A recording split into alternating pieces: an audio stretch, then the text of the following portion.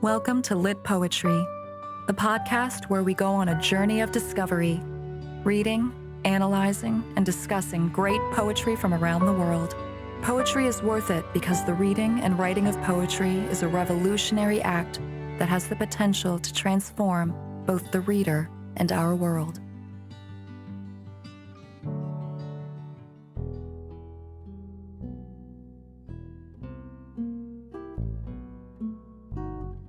Welcome to the Lit Poetry Podcast Season 1. My name is James Laidler, Australian poet, writer and your host. In today's episode, we'll be entering Margaret Atwood's sordid, whiskey-spilt world of streetwise private detectives, world-weary cops, sleazy office furniture and murderous women. This is no world of subjugated women crying out, "Blessed be the fruit." No, this is something quite different and speaks volumes of Atwood's flexibility as a poet and writer. So let's take a listen, shall we? May I present you with In Love with Raymond Chandler by Margaret Atwood, read by the fabulous Lucy Freeman.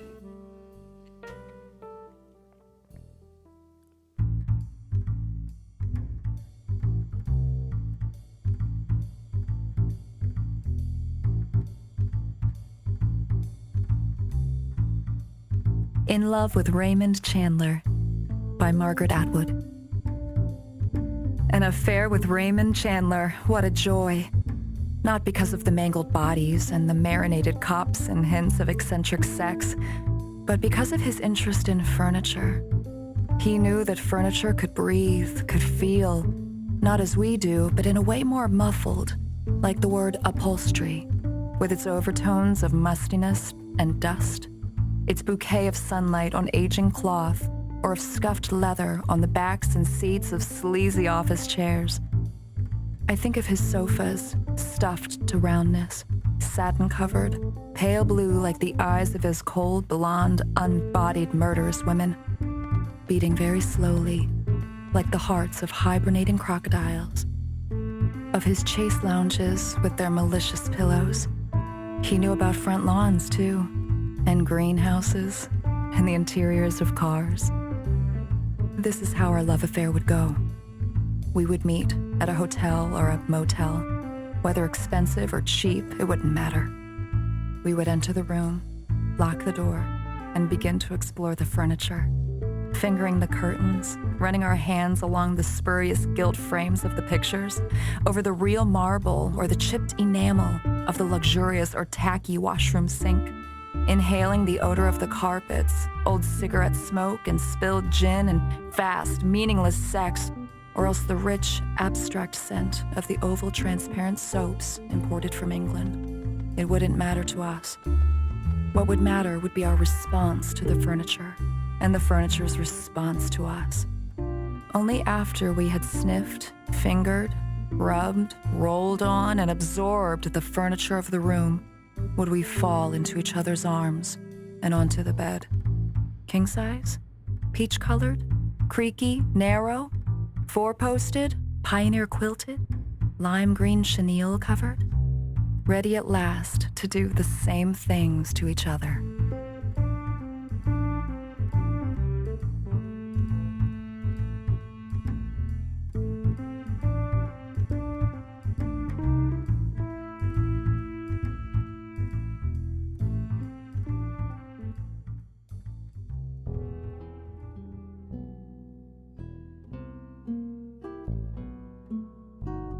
Born in Canada's capital of Ottawa, Ontario, in November 1939, Margaret Atwood grew up as a teenager in the largely conservative post-World War II period of the 1950s. Fueled by the rise of middle-class affluence and the desire for stability and security, people of that era were influenced into living homogenised lives that were largely conformist, conservative, and orientated towards traditional family values. The 1950s also witnessed significant growth in the popularity of pulp fiction crime stories that played on the gendered stereotypes of that time. The pulp fiction of writers of that period, like Raymond Chandler, pioneered a new vision of women as murderous, lethal and sexually assertive femme fatales. These strong-willed female characters stood out as women who could not be trusted in a world of conservative values and rigid gender stereotypes. Nevertheless, the literary creation of these femme fatales stood in contrast to the passive and subservient image of femininity being pumped out to the masses at the time. To a young woman soon to embark on a stunning writing career as an extraordinary feminist voice in our world, one could imagine that the presence of these strong women in Chandler's writing might have been very attractive to Atwood. In fact, one could argue that perhaps these femme fatales served as a catalyst that would inspire Atwood's own strong voice as a female writer. Of course, this is pure speculation on my behalf, but it's an interesting idea, and it's an even more interesting way into reading this poem.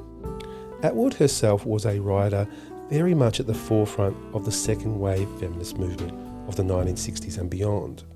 Indeed, she was deeply influenced by the feminist hopes, criticisms and aspirations of this period, having grown up herself through the conservative 1950s and seeing firsthand the many issues that women faced in the world. In this poem, Atwood turns Chandler's femme fatale into both the narrator of the story and the empowered hero of the scene. So on one hand, this poem could very much be interpreted as a feminist work. Yet this poem is also something much more than just a potential feminist work of literature. In my mind, it is also an unadulterated ode to the wonder and power of language itself. Language, description, words, sounds and details. It is a poem that lifts language into the realm of being better and more enjoyable than sex itself. And what a message that is for us in today's sex-obsessed world.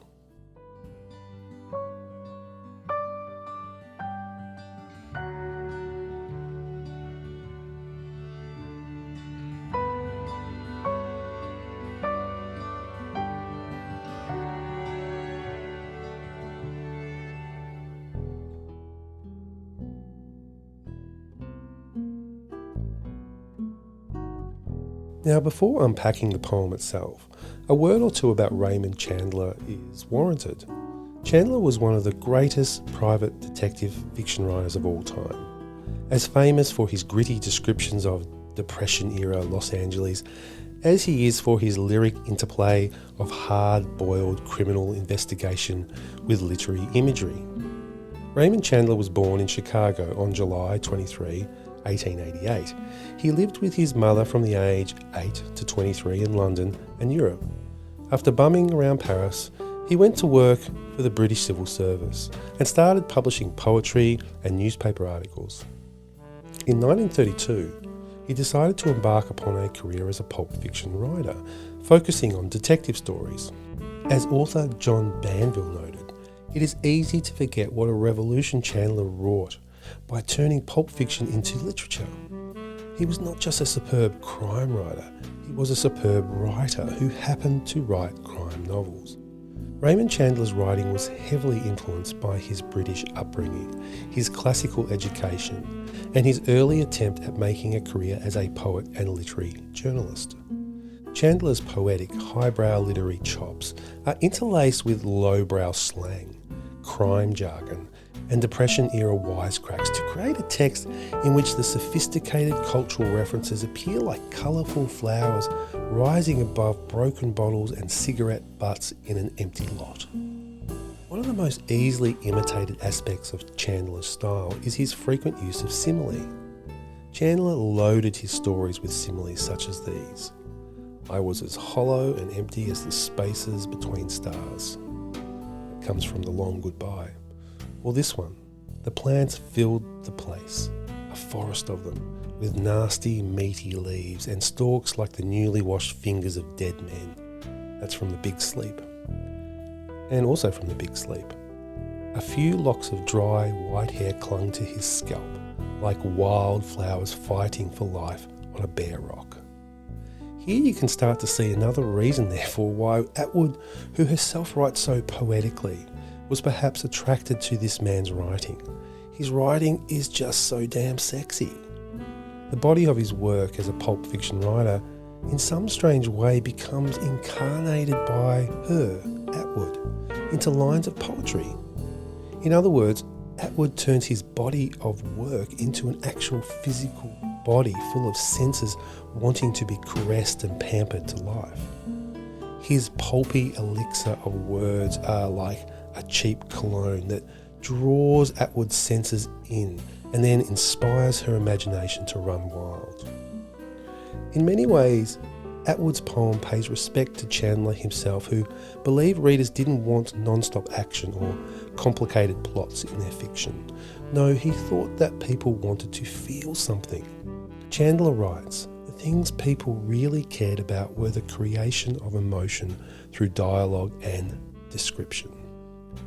It was through the detailed description of clothing, bodies, mannerisms, as well as a thorough account of the furniture, architectural style, and decor that Chandler captured what one writer labelled as that lonely, slightly squalid noir feeling. Added to all this, Chandler's stories drip with irony and cynicism. His tough guys talk big but are self-deprecating. And the most ironic, cynical and self-deprecating of all his tough guys is Philip Marlowe. Marlowe is crime fiction's quintessential hard-boiled hero. Yet one of his most interesting and appealing characteristics is his vulnerability. He can get over a physical beating taken in the line of duty, but the damage inflicted on his soul is irreparable, writes John Banville. He is also the quintessential loner. He lives in anonymous rented accommodation and seems to have no possessions other than a coffee pot, a chess set, and a nondescript car. He has no family, no friends that we know of, and the women he falls for are lethal. Writing in the conservative 1950s, a time filled with rising consumerism, it's not hard to see why a strong feminist like Atwood, only a teenager at the time, may have been drawn to a male so at war with the dominant male stereotypes of the time.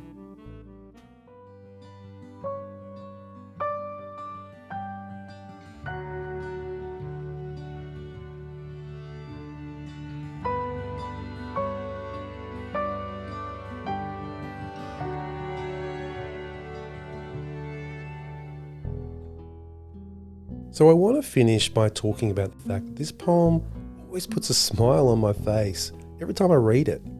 And the reason it does is simple. The poem manages to elevate language itself beyond the all-powerful realm of sex. And that's an amazing feat, and it's so refreshing. We live in a sex-saturated and obsessed world where images rule, but not here. Here, simple words are king. Listen to some of the lines, for instance, when the speaker explains that she is in love with the writer because of his interest in furniture. She goes on, "He knew that furniture could breathe, could feel, not as we do, but in a way more muffled, like the word upholstery, with its overtones of mustiness and dust, its bouquet of sunlight on aging cloth, or of scuffed leather on the backs and seats of sleazy office chairs." My God, that is such lush, gorgeous language. Listen to the long assonance in the vowel sounds in the word upholstery and the soft, pregnant P sound made by the consonants. It's like the word has become a naked body on parade before its lover. Who writes like that? Indeed, this section is full of long assonant vowel sounds, and the length of the line itself slows down the scene. It's a long line, and it gives a sense of gravitas and sexiness to the whole situation. Atwood doesn't stop there. The speaker goes on to describe how Chandler knew about front lawns too, and greenhouses, and the interior of cars. Then later she doubles down on the intimate details, making the act of description into an act of intimacy that is kind of uncomfortable to read. Yet it makes you smile. It's so rare to have sexual description be so free of moral baggage. She writes, "This is how our love affair would go. We would meet at a hotel or motel. Whether expensive or cheap, it wouldn't matter. We would enter the room, lock the door, begin to explore the furniture, fingering the curtains, running our hands along the spurious gilt frames of the pictures, over the real marble or the chipped enamel of the luxurious or tacky washroom sink, inhaling the odour of the carpets, old cigarette smoke and spilled gin and fast, meaningless sex, or else the rich, abstract scent of the oval, transparent soaps imported from England. Need I say more? I'm exhausted just reciting that out, and I'm happy to leave the rest of the analysis in this poem to your imagination. So with that said, I'll be signing off. But before I leave, I just want to remind our listeners that if you're after more poetry resources, feel free to visit our website, and we want to thank you for the ongoing support of the Litpoetry project. A fantastic video of this poem is also available on our YouTube channel. To support our work, we'd really appreciate it if you would subscribe to our podcast or YouTube channel. We'll finish by hearing the poem one more time, read by the fabulous Lucy Freeman. Thanks for listening, and I'll see you next time.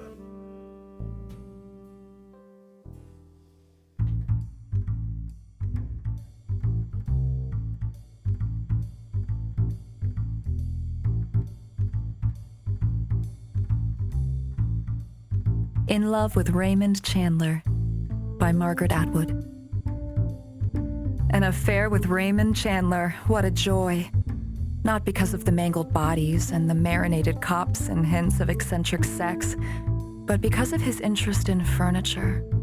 He knew that furniture could breathe, could feel, not as we do, but in a way more muffled, like the word upholstery, with its overtones of mustiness and dust, its bouquet of sunlight on aging cloth, or of scuffed leather on the backs and seats of sleazy office chairs. I think of his sofas, stuffed to roundness, satin-covered, pale blue like the eyes of his cold, blonde, unbodied murderous women, beating very slowly, like the hearts of hibernating crocodiles. Of his chase lounges with their malicious pillows.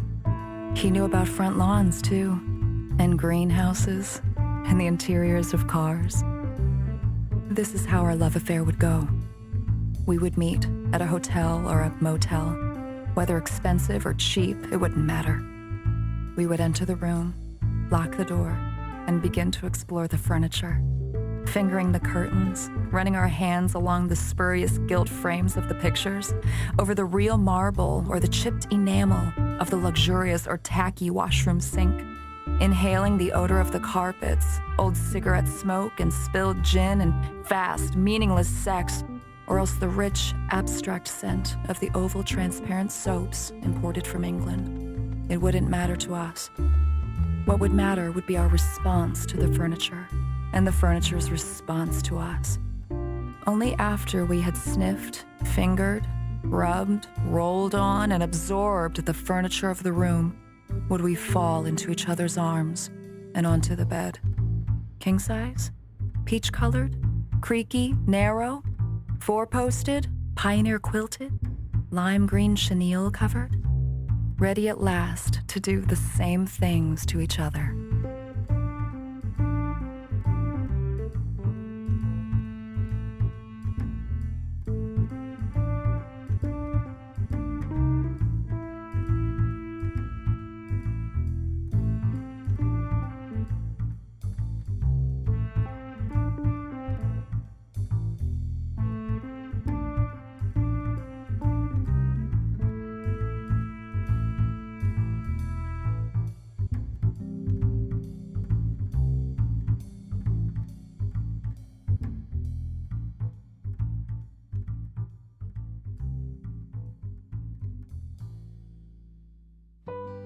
You've been listening to the Litpoetry podcast, presented by James Laidler.